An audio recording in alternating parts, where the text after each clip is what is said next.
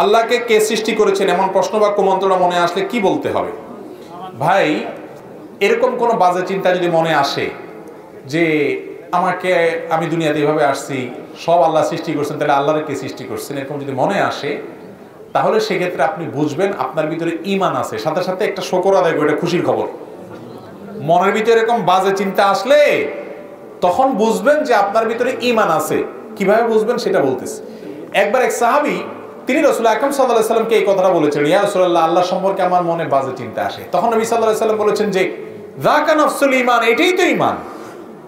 ভাই, যে ঘরে সম্পদ আছে সেখানে চোর যায়, যে ঘরে সম্পদ আছে সেখানে, যেটা নাস্তিক ওটার মনে এগুলো আসে না, যেটা বেঈমান ওটার মনে এগুলা। আপনি আল্লাহর প্রতি ঈমান আনছেন, দেখো যে ইবলিস ও তো বসে নাই, ও আপনার মনের ভিতরে খোঁচায়। কি করে খোঁচায়? এই কথা ঢুকায়, ওই কথা ঢুকায়, এই কথা আপনার ফুসলায়, ওই কুমন্ত্রণা দেয়, বিভিন্ন রকমের দৃষ্টাও আপনার মনের ভিতরে করে, যাতে করে আপনি বেঈমান হয়ে যান।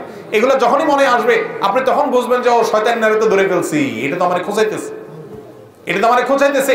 সাথে সাথে তখন বলবেন আমানতু বিল্লাহ। কি বলবেন তখন? আমানতু বিল্লাহ।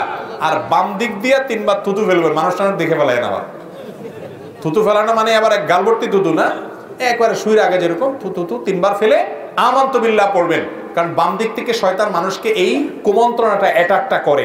বুঝতে পেরেছেন? এই জন্য হাদিসে নবী সাল্লাল্লাহু আলাইহি ওয়াসাল্লাম আমাদেরকে শিক্ষা দিয়েছেন আল্লাহ সম্পর্কে বাজে চিন্তা আসলে এই চিন্তা করবেন। এবার আসেন মূল এই প্রশ্নের উত্তরে। আল্লাহকে কে সৃষ্টি করেছেন, এই প্রশ্ন যে করতেছে তার এই প্রশ্নটার গোড়ায় ভুল। কেমনে গোড়ায় ভুল আমি বলি। আল্লাহ কি সৃষ্টি না স্রষ্টা? সৃষ্টি যে তাকে না কে সৃষ্টি করছে এই প্রশ্ন করা যায়। যে নিজেই স্রষ্টা, তার সম্পর্কে তাকে কে সৃষ্টি করেছে এটা যদি প্রশ্ন করেন, তাহলে তিনি স্রষ্টা হলেন কই? তিনি তো সৃষ্টি হয়ে গেলেন। ঠিক না ঠিক? আল্লাহ যদি, আল্লাহর সম্পর্কে যদি আপনি মনে করেন যে আল্লাহর সৃষ্টি কে করছে, তাহলে তো আল্লাহ নিজেই সৃষ্টি হয়ে গেলেন। তার স্রষ্টা খুঁজতেছেন আপনি।